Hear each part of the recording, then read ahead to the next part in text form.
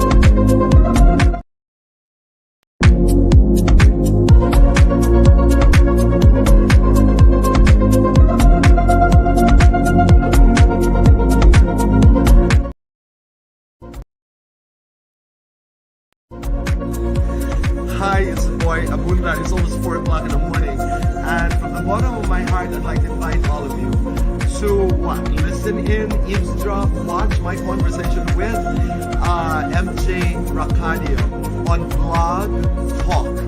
That's going to be exciting. Conversations happening early in the morning. Where we go, what we talk about is certainly exciting. Be part of it, eavesdrop. Thank you. Hi, this is Vina Morales, and you're watching Blog Talk with MJ Racadio.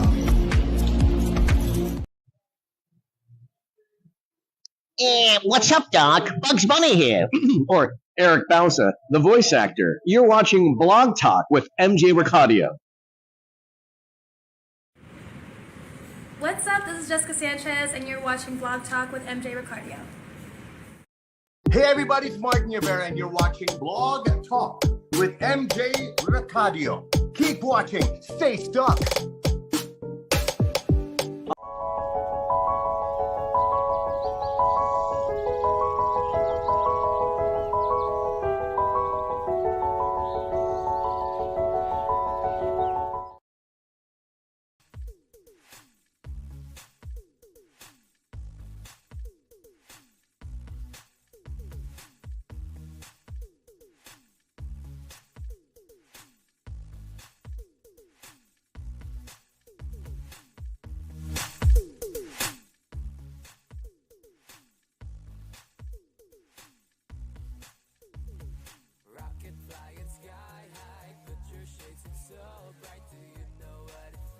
Good morning, good afternoon, good evening, universe. I'm your host, MJ Racadio, and you're watching Blog Talk.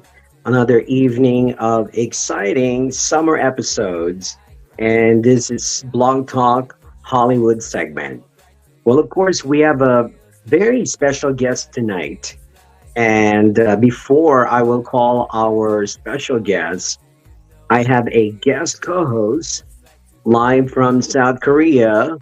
She is a content creator, recording artist, dancer, triple threat. Yo, it's Jojo. Let's call her up. Hi, everyone. Hi, Jojo. Yes, Nice how's to be here Korea so again. far? Well, it's really nice, and I'm glad that I could do this all the way from here with you. Absolutely, absolutely. It's amazing that you get to join me. Absolutely. And how's the weather in Korea? It's very humid. There's a monsoon that's happening. Mhm. How's the weather in California? Hot, hot, hot, hot summer. Yes, absolutely. Yes, so are you excited for tonight's episode? Yes, I'm very excited to hear about the person's story because it's something that I'm not too familiar with, but it's also a huge honor to interview. So I'm looking forward to it. Absolutely.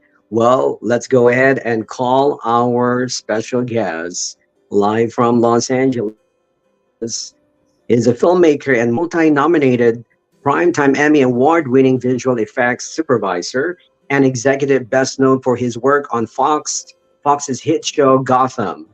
So he was responsible for heading the environments and digital matte painting team on the third season of the HBO groundbreaking show Westworld and supervised visual effects team on several hit sci-fi fantasy shows such as Lucifer, The Walking Dead, Marvel Agents of Shield, Marvel's Runways, and more. Wow, we are going to pick his brain tonight, and he's having to be Pinoy. Yes, you heard that Oh. right, Pinoy Emmy Award winner. Please welcome to our show, Mark Nazal.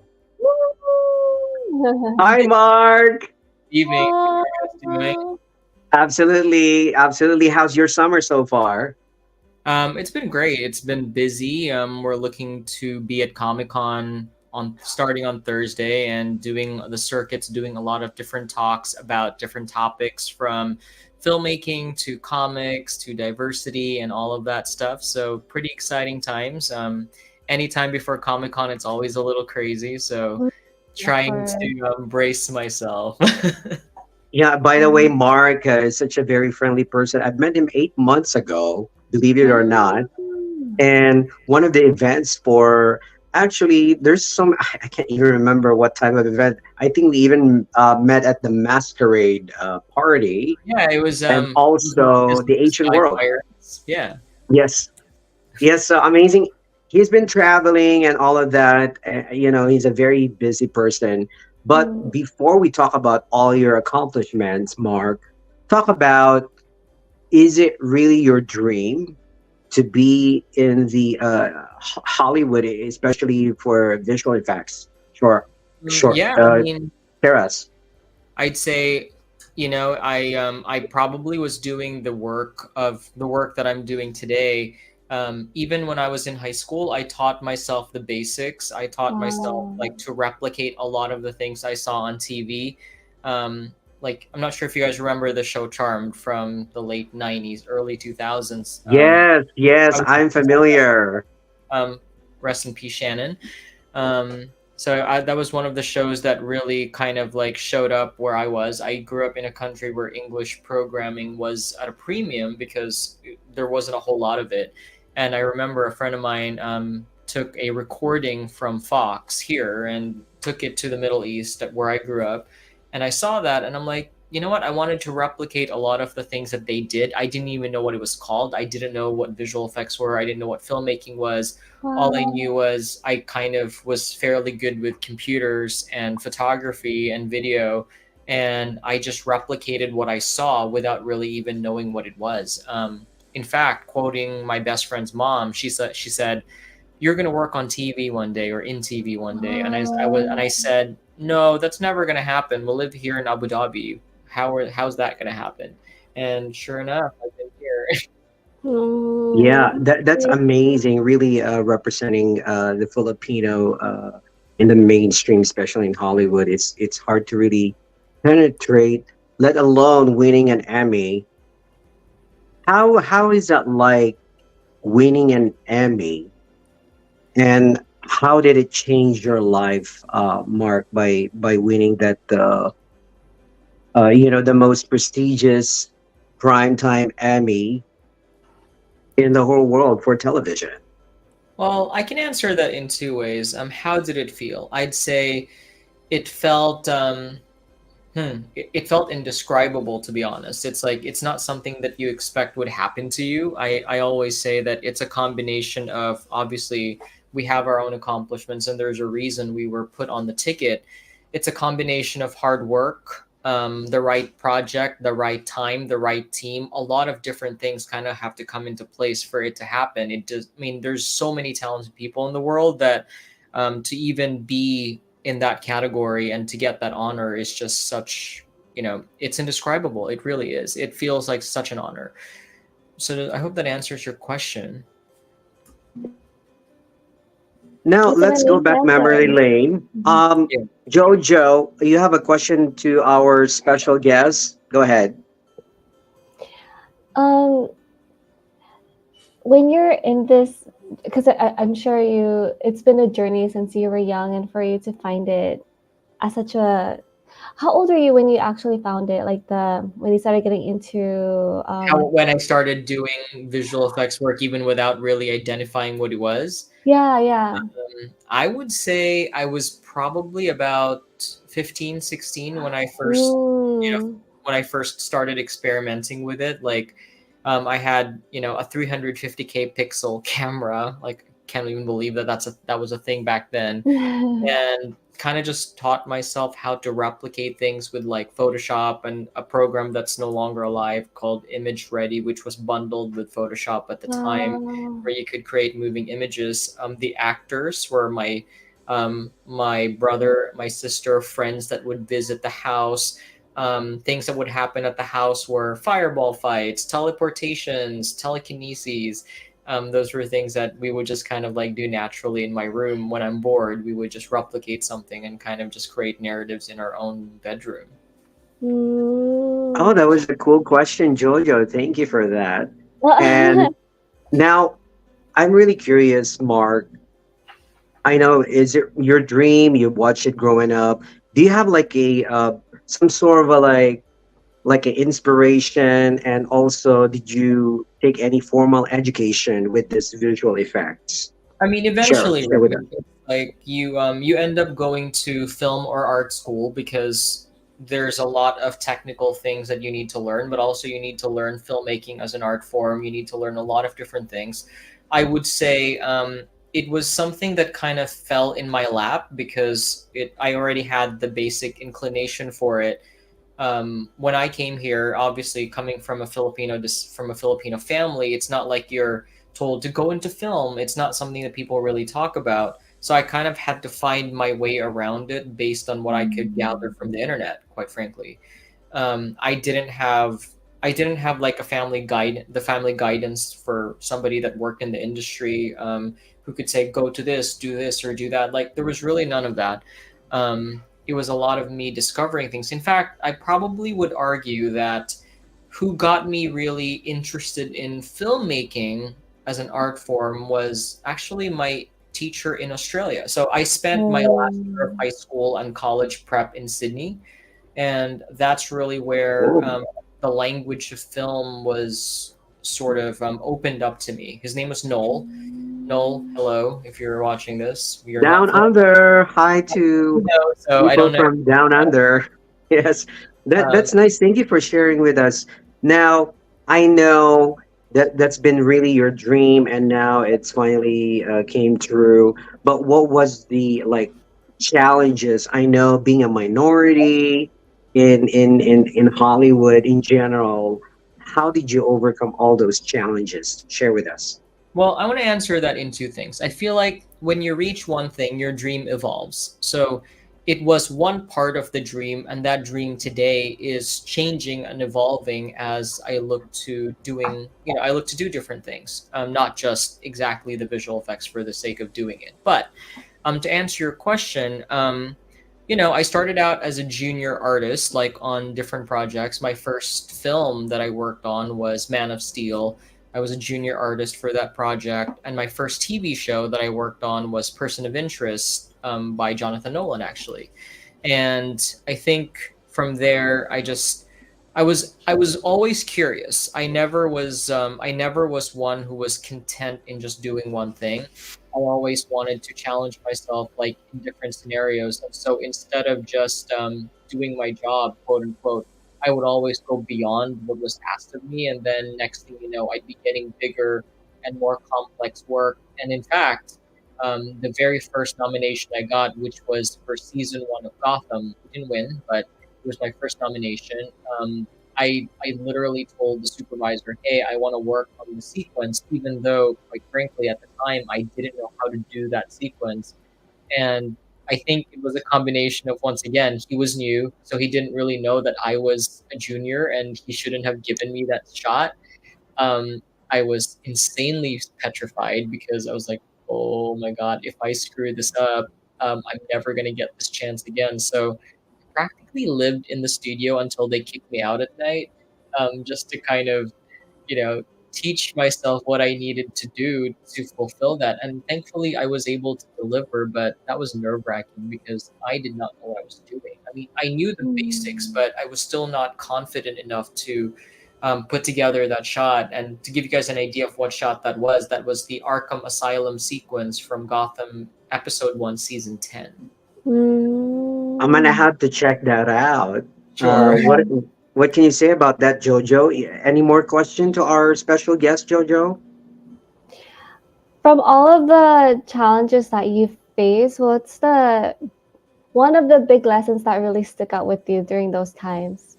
I think one of the biggest lessons, and I still tell this to a lot of the people that I mentor today. I do a fair amount of mentoring with new graduates and people that are, coming up into the industry, is that it's tenacity. You almost have to have a certain level of tenacity to stay in the industry. Sure, you may get an opportunity to get in the industry, but it's not getting in that really defines you. It's how you stay and evolve as your roles become more challenging, as your role changes and grows. It's how you grow. I always tell them to don't be complacent. Like, there's always going to be a need for change, and allow yourself to grow with the times and to kind of like see how you could fit in different ways, and don't just think you should be in one spot forever, because I think in Mm. this industry, being comfortable in a sense is kind of like resting on your laurels and not really growing at that point. So I always found Mm. an opportunity to change and evolve. I think at this point I often make a joke that my role really changes every 2 years. No, that's a powerful lesson, and like you grow a lot through all of that. And for you to be able to mentor other people, it's like you're passing down your knowledge and wisdom to others. Well, I Like, think the reason why I do that very passionately is because I didn't have that. Like, there were things that, like, I mm, wish somebody told me that, Awesome. That's amazing. That's what I'm talking about, Mark. so that there were things that I felt like I went through that people shouldn't have had gone through if somebody had told them, "Hey, I get that you're doing X, Y, and Z, but maybe you can do things a little differently. Maybe you can think about it in a different way." And like, if anything, there's nothing that brings me greater, really happiness when, rather like, more than seeing somebody I've mentored succeed, because it just mm, shows you that, maybe your experience has been worthwhile for somebody else. that's true. That's true. Absolutely. That's well said. Now, having said that, Mark, I know that, let's say, how, what word of wisdom can you share to all the up and coming wanted to get into visual effects, or in the animation in Well, general?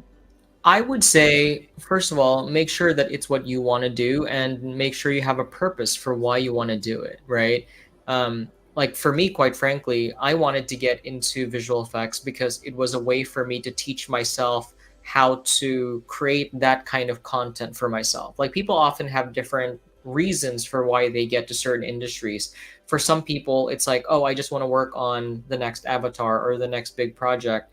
I don't think that was ever my motivation. I think my motivation has always been, great, I want to work on those projects so I know what happens in those projects so I can apply it to my own projects when the timing is right. And I have, and I'm starting to. And I think that's what I meant by, now my journey's changing, because instead of just wanting to work on the next Gotham, Westworld, or Fallout, I'm bringing that experience into essentially projects that I produce that, in fact, that's going to be the topic of my Comic Con chat or Comic Con talk, where I'm going to be with a two-time Leo award-winning supervisor as well, who's from Sony, and an art director or a VFX creative director friend of mine who worked on everything from Guardians of the Galaxy to every Marvel project.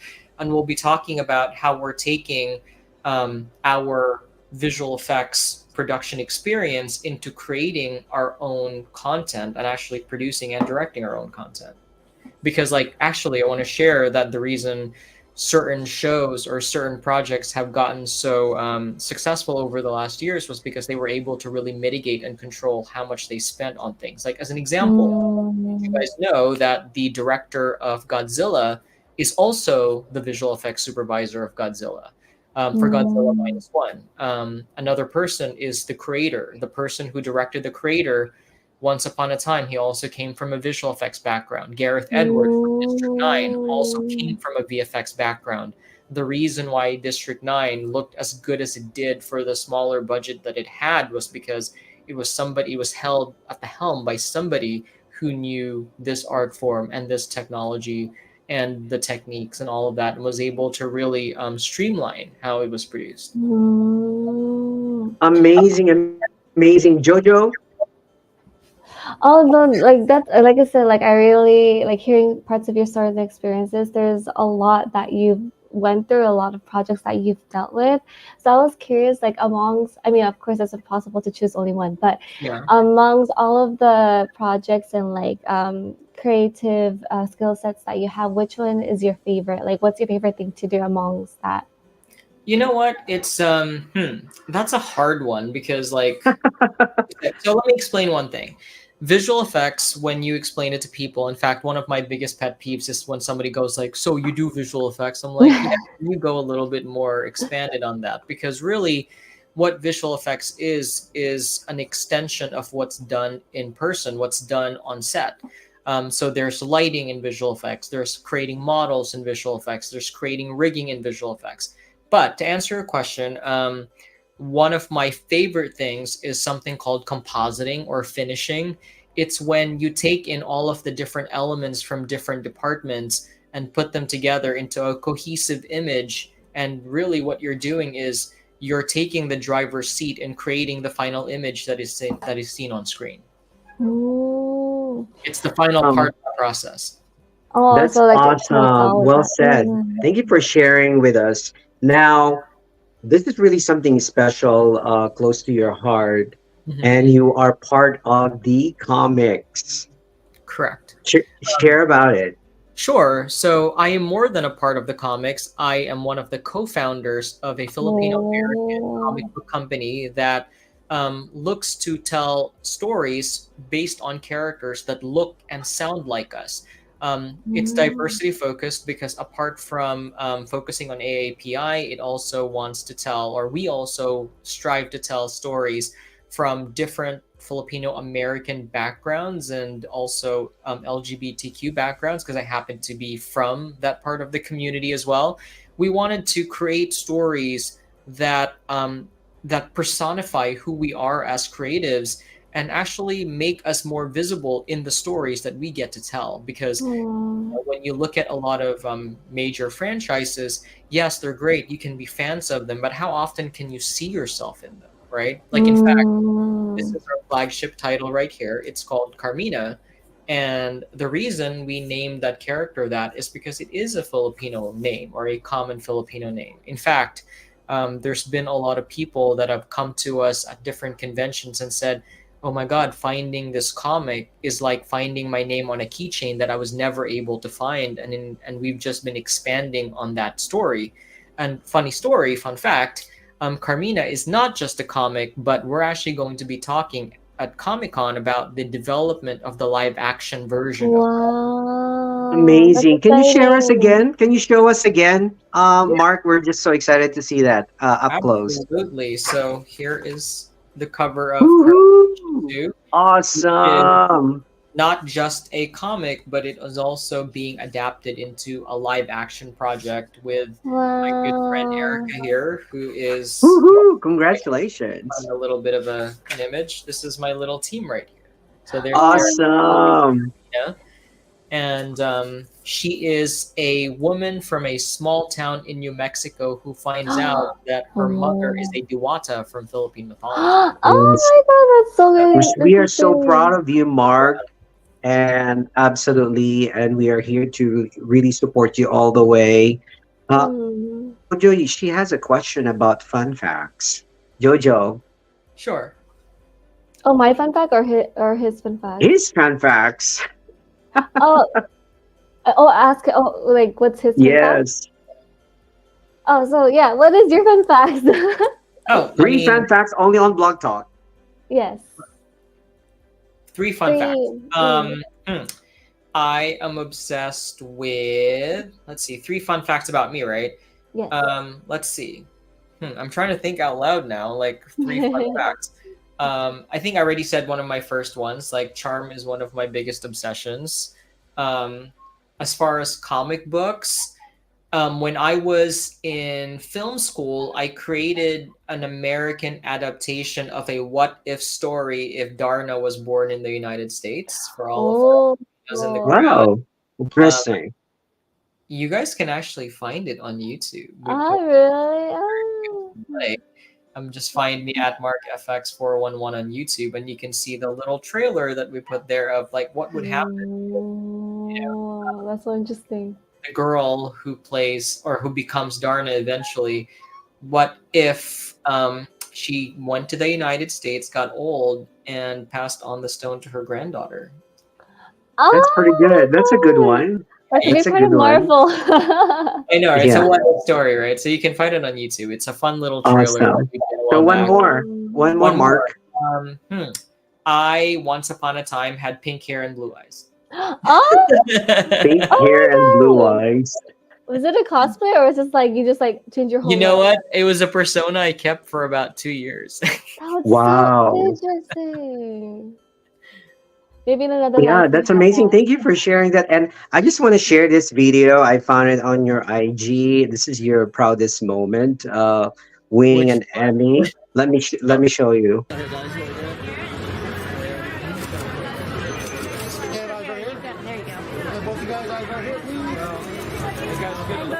Now, do I get these? Let's get ours, Winston. Alright, front camera first. Going in order. And straight ahead. Thank you. Take one step back. Wow, congratulations. Wow, we're so proud of you. Of course, that video courtesy of Getty Images. Wow.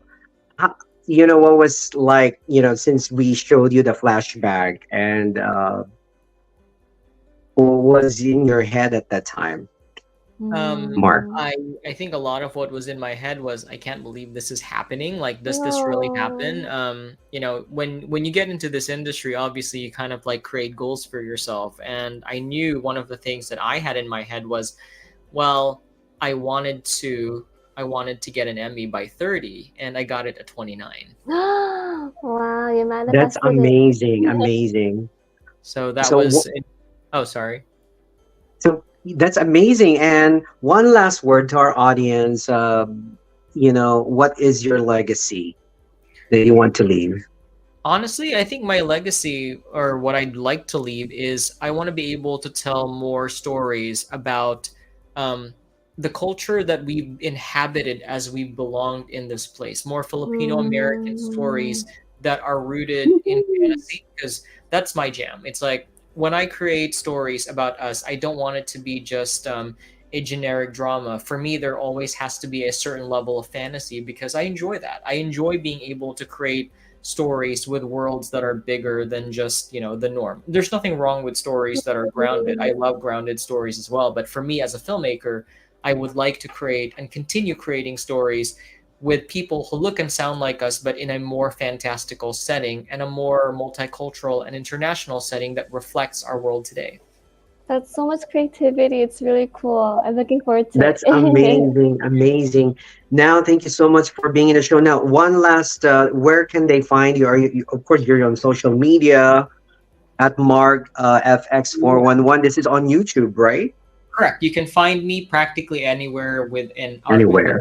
MarkFX411. That's always my social media handle on wherever you can find me. And then also, if you happen to be at Comic Con, make sure to follow us on at Diwata Comics. That's DIWATAKOMIKS. And watch out for our PR release for the schedule for all of our different panels. I think between myself, Erica, and Liam, we are in like about 6 to 8 panels where we'll be talking about the different parts of what we do. And we'll also be signing at different events during the convention. So make sure to follow us on our comics platform at Diwata Comics and watch out for the PR release. Absolutely. Just share with us, and we will put it in our official Blog Talk site. Awesome. Even before your appearance in the Comic Con. Yes.